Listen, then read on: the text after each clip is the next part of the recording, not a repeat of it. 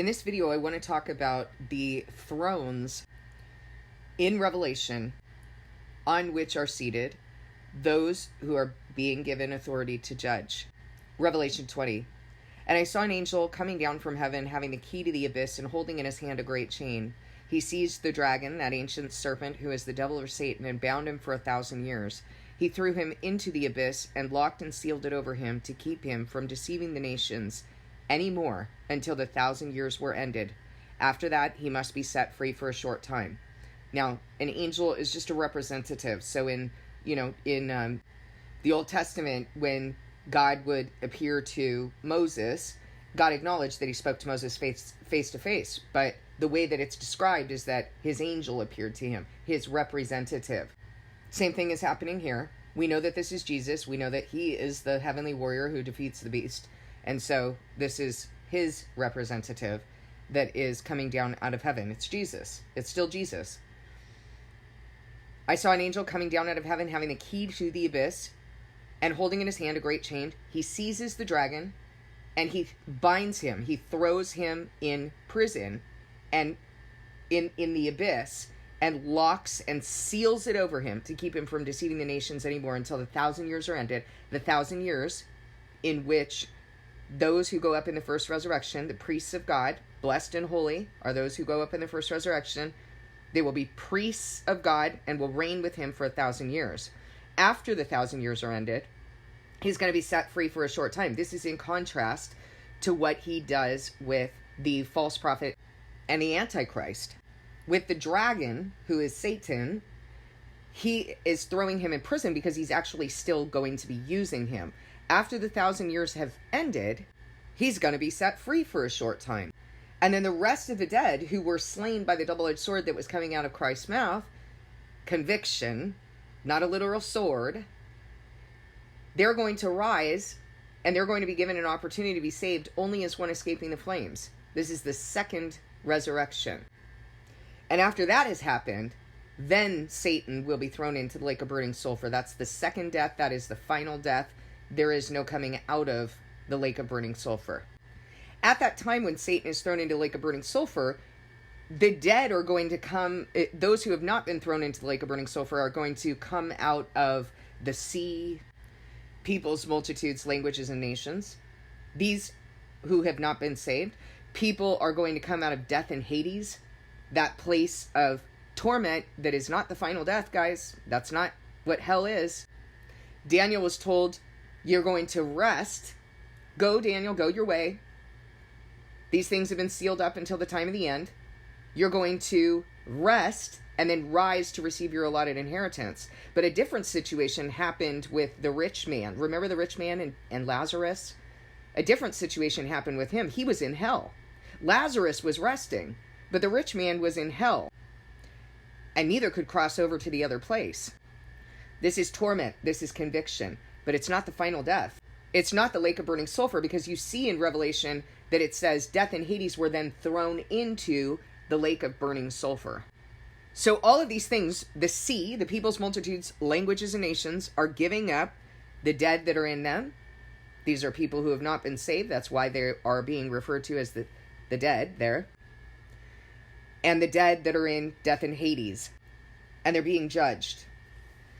And it says in Revelation 20, verse 4, I saw thrones on which were seated those who had been given authority to judge.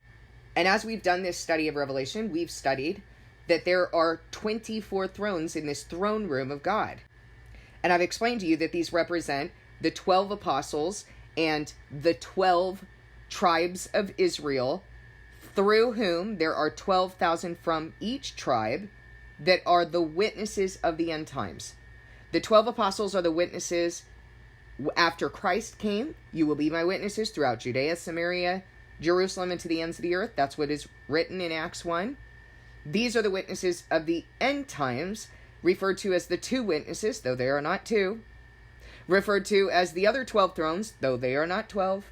But they are of the 12 tribes of Israel, 12,000 from each tribe. Their literal number is 144,000. This is the 24 thrones. The first witnesses, the last witnesses.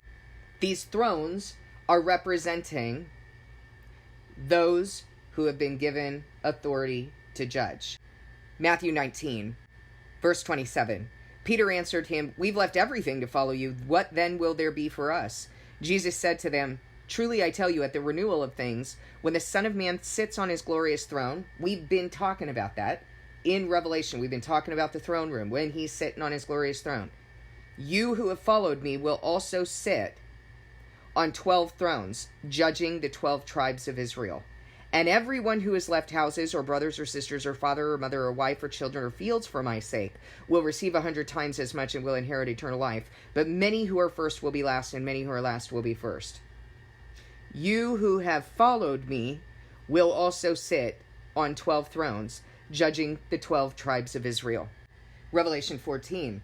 "Then I looked, and there before me was the Lamb standing on Mount Zion, and with him 144,000 who had his name and his father's name written on their foreheads. And I heard a sound from heaven like the roar of rushing waters and like a loud peal of thunder. The sound I heard was like that of harpists playing their harps, and they sang a new song before the throne and before the 4 living creatures and the elders." We've been talking about that throne room, right? "No one could learn the song except the 144,000 who'd been redeemed from the earth. These are those who did not defile themselves with women, for they remained virgins. They follow the Lamb wherever he goes. They were purchased from among mankind and offered as firstfruits to God and the Lamb. No lie was found in their mouths. They are blameless." Back to Matthew 19. "You who have followed me will sit on 12 thrones, judging the 12 tribes of Israel." Now I want to point something out to you here in Revelation 14. It says here that they sang a song before the throne and before the 4 living creatures and the elders. Well, if you know the throne room, you know that Jesus sits at the throne. He's in the center.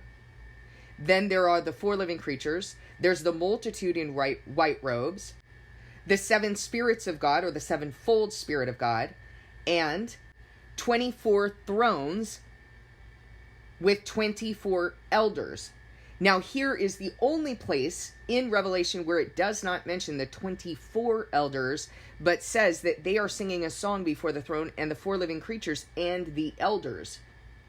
And the reason it doesn't mention 24 elders is because they're only singing this before 12 elders, because the other 12 are themselves. So the question is, who are those sitting on these thrones in Revelation 20 verse 4 who have been given authority to judge? Now, previously I was thinking, well, surely he's got to be talking about like the patriarchs, he's got to be talking about Moses, etc. That's not who he's talking about. Everyone's been set apart for their specific role within the body. No one's more important than the other.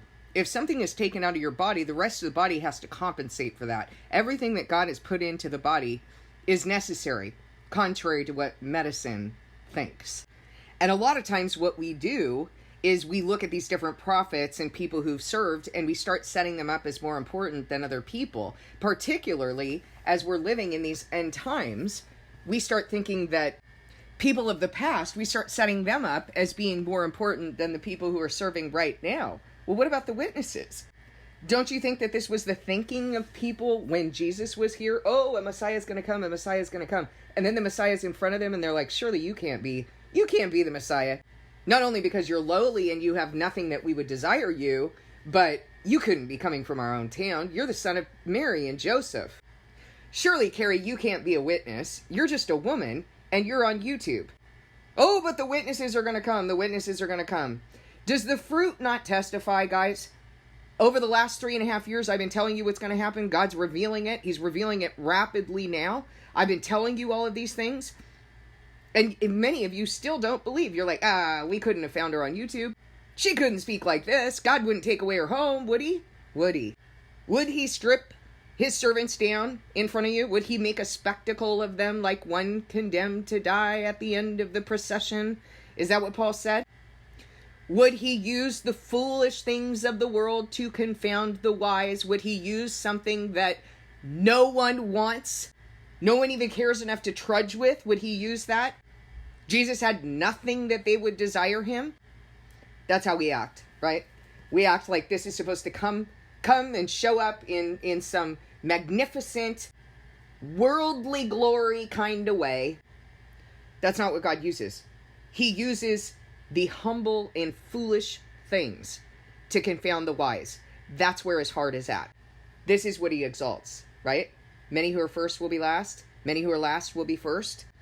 So when I've taught this in the past, when I've taught about who the 24 elders actually are, there was someone on the channel who was fighting me over it, and it was actually quite rude, telling me that I was being presumptuous, and then later admitted that, oh, you're actually right. The 24 elders are the 12 apostles and the witnesses of the end. But the basis by which they were doing this was just putting numbers together. Oh no, it's got to be the patriarchs. The 12 patriarchs and the 12 apostles, because, 12 and 12. Are the witnesses better or less than anybody else who has served in God's house? Are the apostles better or less than? Is Moses better or less than? None of them. No one in the body is better or less than. God is the one who's going to decide what rewards he's going to give according to what we've done. But we need to get rid of this mentality that somebody else is better than another servant of God. God has given to each the task that we are to fulfill. You need to strive to be the best that you can be to serve him. And to each will be given according to what they have done. But God is the one who's decided who's going to sit on those thrones. And so rather than using our worldly gauge in order to discern what a person is doing, we need to use the gauge that God has given us. We need to use the discernment that he has given us. Because if you're looking at me, or you're looking at somebody else, maybe you have met one of the other witnesses. I don't know. I haven't. I don't know why you would. God has given you enough. 144,000 throughout the world. What's the likelihood that he's given you 2 or 3? You can't look at me with a worldly lens and say, oh, is God blessing her with riches here? Oh, is God doing this? Is God doing that? Was Paul eloquent? Jesus didn't say, look at me and look at how God has, how he's made me so attractive to you. He said, judge based on the works. If I speak the truth, and if I'm doing the works of God, and I'm saying the same thing to you, if what I've spoken to you is true, and I have no control over this timeline, over fulfilling this timeline that I spoke to you 3.5 years ago, this is what I'm doing, and these are the things that are going to happen, here's where they are in the Word, and as that has unfolded, I've said, well, I didn't know how it was going to happen, I just told you that it would. And here's what he's doing in me, and here's what he's fulfilling in the world. If the things I speak are true, and I speak on the authority of the one who sent me in his word by his Spirit, and he is fulfilling the things that I say, does it matter that I'm lowly, that there's nothing else that's worldly about me, that you would be attracted to me, that you would be attracted to the message? Part of the reason why I don't do videos and things like that is because you have no business being attracted to a message based on what a person looks like. I don't do any videos. That's my intention. Because you need to listen with your spirit, not with your eyes.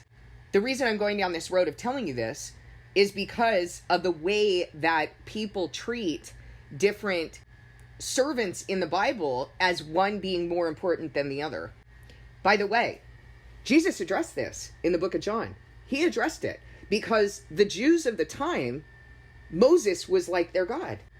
Moses has promised us this, and our hope is in Moses and David and stuff like that. And Jesus said, well, whose son is the Son of Man? Did the Son of Man come out of David? Why does he call him Lord then? Moses, in whom you put your trust, he's the one who's going to condemn you.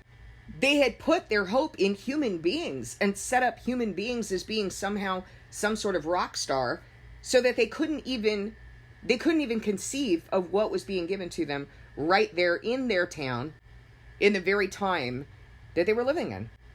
And you guys are doing it too. You think, oh, surely I couldn't have been connected with this person, with one of these servants. And I haven't tried to prove myself to you in some worldly way, have I? Here's my status, here's my power, here's my authority. Let me speak the way the false prophets do. Go into your counterfeit churches and speak a word over you. A lying word, by the way, setting themselves up as psychics. A lying word, and you guys take it. You're like, oh, Perry Stone, oh, Troy Black. You gather around yourselves many liars to tell you what your itching ears want to hear, and then you hinge your life on the lies that they tell you. And you pay for them to dole out lies to you, to be your false god. But you grow impatient with the things that I've told you over the last years, months, over what the Bible has told you over thousands of years. You grow impatient to look for what God's doing. But you'll look for what a psychic has told you. You'll hinge your entire life on that. You'll give all your money to it. But you won't discern the things that God does, that he warns about ahead of time to see if you're going to return to him, then gives you time to return. And instead of utilizing that time to return, you grow impatient. Oh, God's not fulfilling this. That can't be his prophet. Well, he is now. He's fulfilling it now, and he says, a time is coming when I'm going to fulfill all the things I've said. These are the 24 thrones. These are those who are going to judge the 12 tribes of Israel. They're the same thrones he's been talking about through the book of Revelation. You need to discern who the witnesses are of what they've been saying. You need to discern the fruit. Stop leaning on your own understanding about what this is supposed to look like. And stop setting people up as though there are rock stars in the body of God. He's the head, we're the body. Same position. Please discern this message with God.